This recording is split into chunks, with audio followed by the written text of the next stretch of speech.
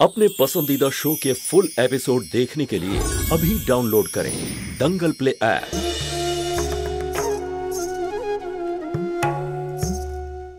আমি ব্রজকে খুব ভালোবাসি। কি জানি আজকাল আমি ওকে বুঝতে পারছি না, সেই জন্য মনটা আমার ভালো নেই।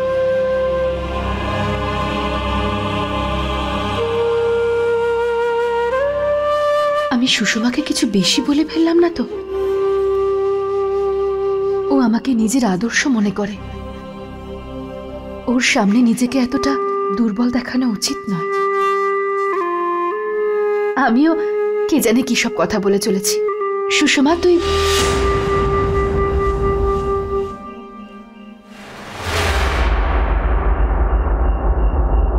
সুষমা,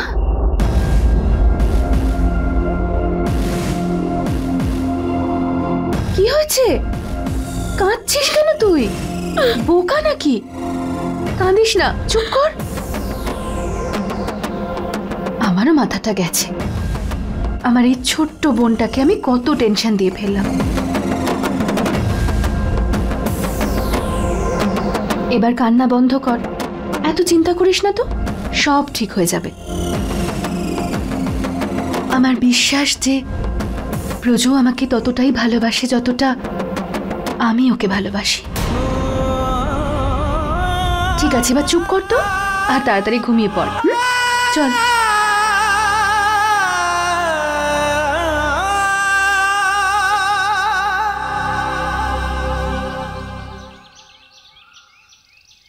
সুষমা, সুষমা, সুষমা, ওঠ না, কত ঘুমোবি আর? উঠে পড়। অলস মেয়ে একটা, কত ঘুমায় রে বাবা। উঠে পড়। তুই কি ডান্স ক্লাসে যাবি না? না দিদি, ওই কেন? কাল তো তুই খুব এক্সাইটেড ছিলি ক্লাসে যাওয়ার জন্য, আজকে কি হয়েছে? ঘুম বেশি প্রিয় হয়ে গেছে তোর? না দিদি, আসলে মন চাইছে না। সেটাই তো জিজ্ঞাসা করছি, কেন তোর ভালো লাগছে না বলতো? ওই শরীরটা ঠিক নেই দিদি।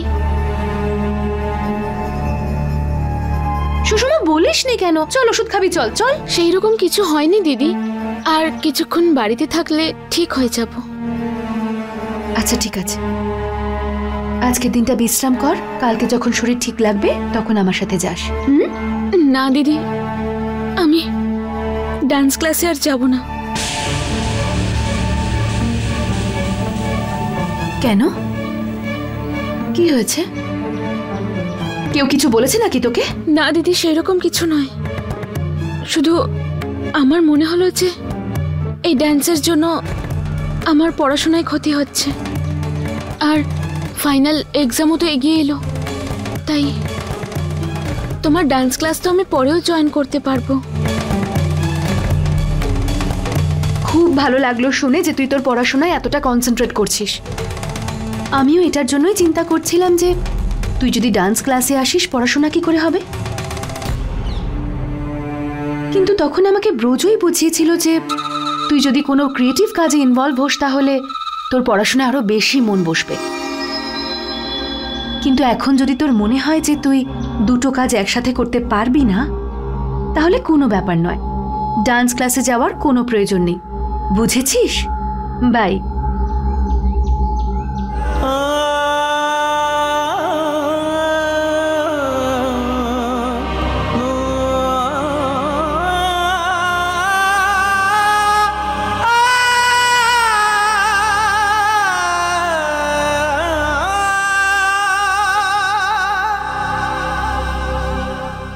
হাই।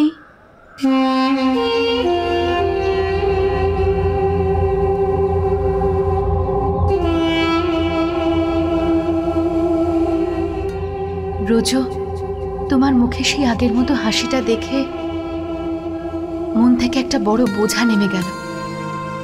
আমার সমস্ত অভিযোগ আর আমার উপর তোমার রাগ করে থাকা সব ভুলে গেলাম আমি।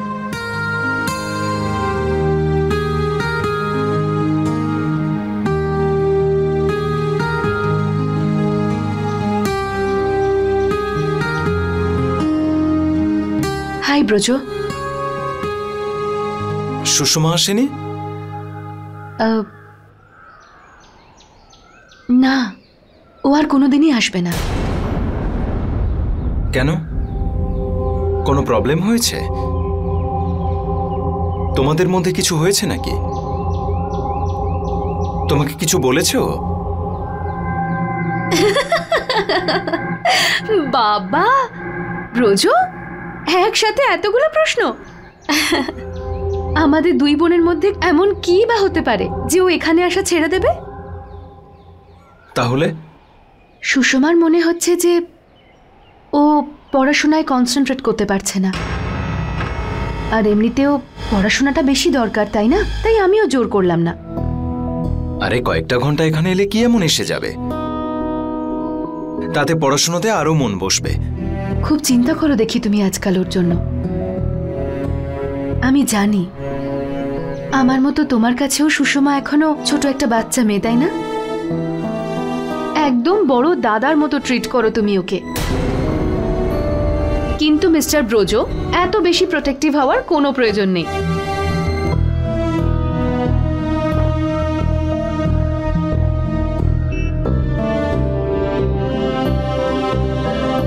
কি হয়েছে? তোমার ফেভারিট ডায়লগটা বললে না তুমি? কি? বড় দাদার মতো নয়, বড় জামাইবাবুর মতো বলো।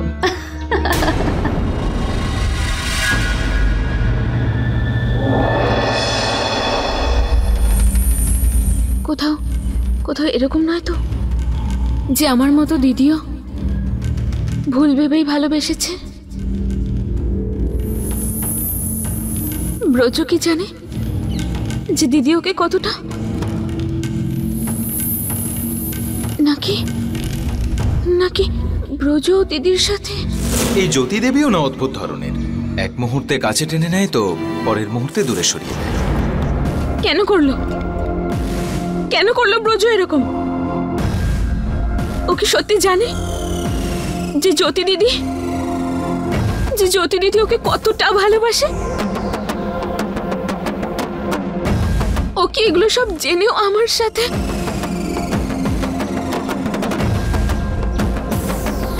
ও আবার আমাদের দুজনকে ঠকাচ্ছে না তো? দুজনের জীবনে নষ্ট হচ্ছে না তো?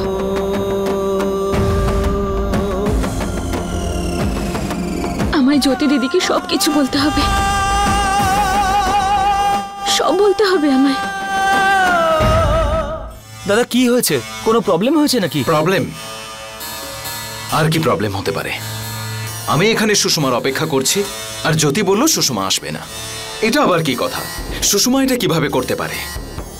কত কিছু করলাম ওর জন্য, এত টাকা দিয়ে গিফট কিনে দিলাম শুধু একটা রাতের জন্য। আমার সমস্ত প্ল্যানে জল ঢেলেও ওইভাবে যেতে পারে না। দাদা দাদা তুমি সুষমাকে ভুলে যাচ্ছ না কেন? আর এমনিতেই ও তোমার বয়সের থেকে কত ছোট। আর এটা তো একেবারেই নয় যে তুমি অন্য কোনো মেয়ে পাবে না। এমন কি বিশেষ আছে ওই মেয়েটার মধ্যে দাদা?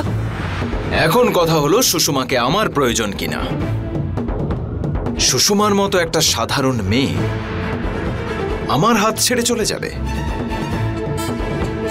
আমার, যার পেছনে এত মেয়ে পড়ে থাকে?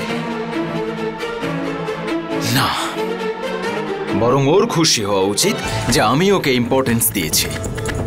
আর আজও আমার সামনে আসতে চাইছে না, আমার সাথে দেখা করতে চাইছে না। না রবি, এই ইনসাল্ট আমি কখনো ভুলতে পারবো না, কখনো না।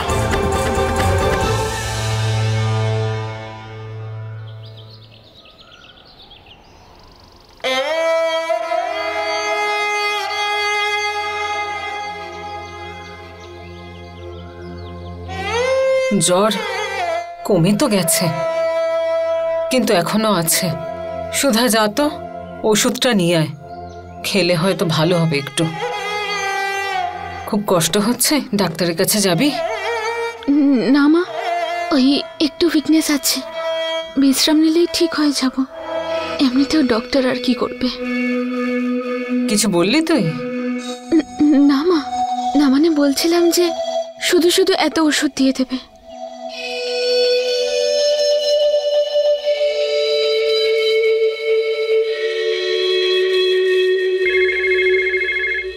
যা গিয়ে দেখ ফোনটা বাজছে। কিরে দাঁড়িয়ে আছিস কেন? গিয়ে ফোনটা দেখ। এই নে ওঠ।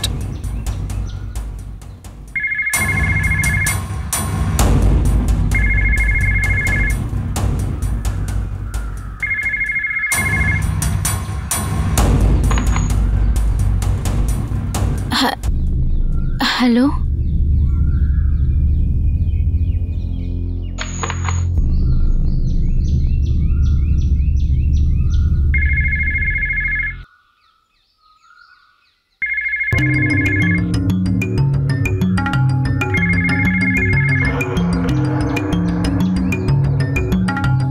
হ্যালো,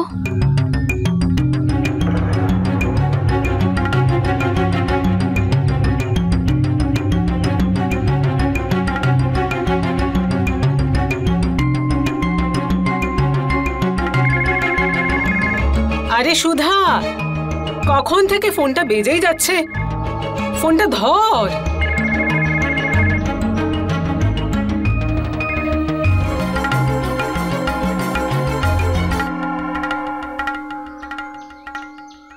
মা ওই আমি যখনই ফোন তুলছি ফোনটা কেটে যাচ্ছে।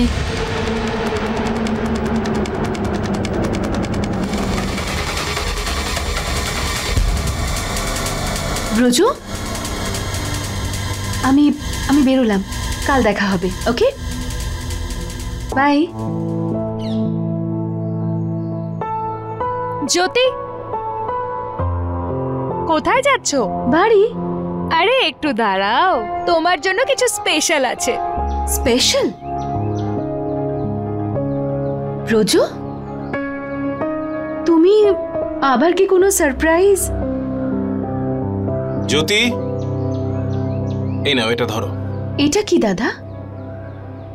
গত শোয়ের টাকা, মনে আছে তো? আমাদের শোটা দারুণ হিট করেছিল, তার মানে ইনকামও বেশি। সেই জন্যই আমি এটা ঠিক করেছি, শোয়ের এক্সট্রা ইনকামটা আমি তোমাকে দেব, কারণ শোটাকে সফল করার পিছনে সবচেয়ে বড় ভূমিকা তোমার ছিল। কিন্তু দাদা, আমরা সবাই তো পরিশ্রম করেছিলাম। সেটা আমি জানি জ্যোতি, যে কে কতটা পরিশ্রম করেছিল। থ্যাংক ইউ দাদা।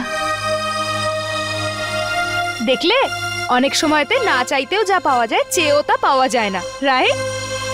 হ্যাঁ, আমি তো ঠাম্মির দেশি ঘিয়ের লাড্ডু নিয়ে খুব চিন্তায় ছিলাম। এখানে তো আমার সব প্রবলেমই সলভ হয়ে গেল। কিন্তু এবার সবথেকে বড় প্রবলেমটা সলভ হয়ে যাবে। তুমি লোন নিয়েছিলে না বাড়ির জন্য? তাড়াতাড়ি যাও আর যে অ্যামাউন্ট বাকি আছে দিয়ে দাও, তারপর ওই বাড়িটা তোমাদের। না কল্পনা, অ্যামাউন্টটা এতটা কম দেখো, আমি আজকে আমার স্যালারি পেয়েছি, তো তুমি এটাও রেখে দাও আর তাড়াতাড়ি গিয়ে তোমার মাথার এই চিন্তাটাকে দূর করো। না কল্পনা, এসব কি করছিস তুই? আরে আমার সত্যি এটার কোনো প্রয়োজন নেই। দেখো জ্যোতি, এই লোনটা তুমি দিয়ে দিলে অনেকটাই দায়িত্বমুক্ত হয়ে যাবে। আর তোমরা তো এই দিনটার জন্য অপেক্ষা করছো, তাই না? বাকি ছোটখাটো জিনিস নিয়ে আমার কোনো চিন্তা নেই, কারণ আমি জানি তোমরা দুজন হাসতে হাসতে সবকিছু সামলে নেবে। তো তুমি এটা প্লিজ রাখো। কিন্তু কল্পনা, আরে আমার তরফ থেকে বিয়ের গিফট হিসেবে রেখে দাও, ঠিক আছে? অ্যাডভান্সে দিচ্ছি। তারপর আমি তোমার বিয়েতে আসবো খালি হাতে।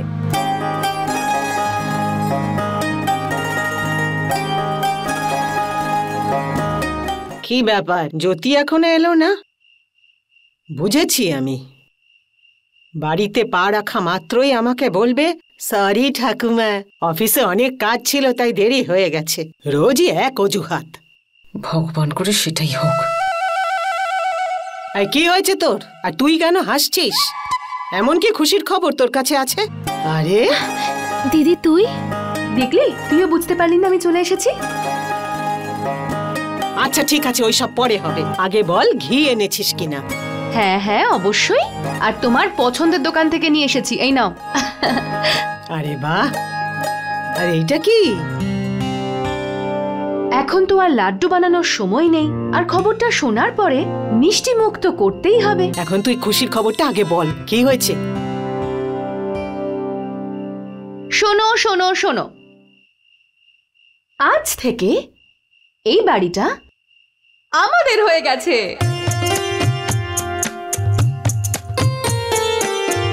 মানে আজ থেকে মিস্টার কমল কিশোর শর্মা এই বাড়ির লিগ্যাল মালিক। আরে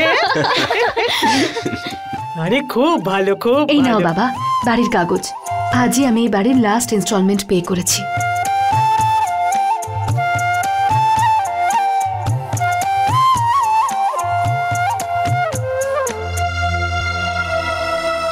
জ্যোতি, মা তুই তো বিশাল বড় কাজ করলি।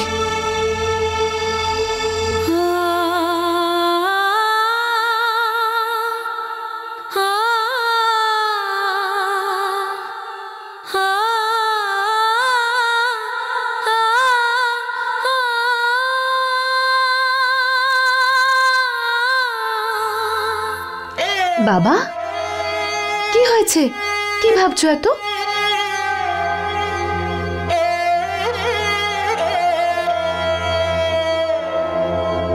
আমাকে একটু বাইরের দিকে নিয়ে যাবি? খোলা হাওয়ায় শ্বাস নিয়ে আকাশের দিকে তাকিয়ে উপরওয়ালাকে বলবো আমারও নিজের ছাদ আছে, আছে আমার নিজের একটা ছাদ।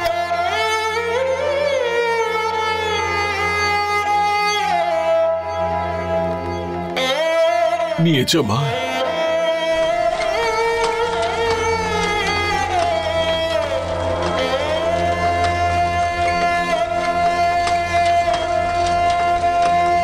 এই যে বাবা চলে এসেছি খোলা হাওয়ায়, এবার যত খুশি চিৎকার করে নিজের আনন্দ ব্যক্ত করো। মা মনের মধ্যে একটা বোঝা বহন করে খুশি তো বুঝতেই পারি না, তবু প্রকাশ কি করে করব? বাবা আর কিসের বোঝা?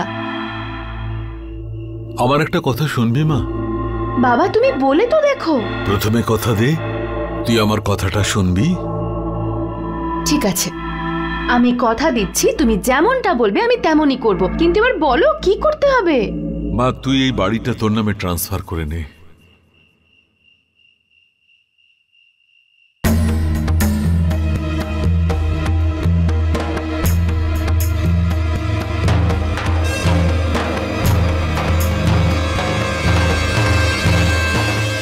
फुल एपिसोड देखने के लिए अभी डाउनलोड करें दंगल प्ले ऐप।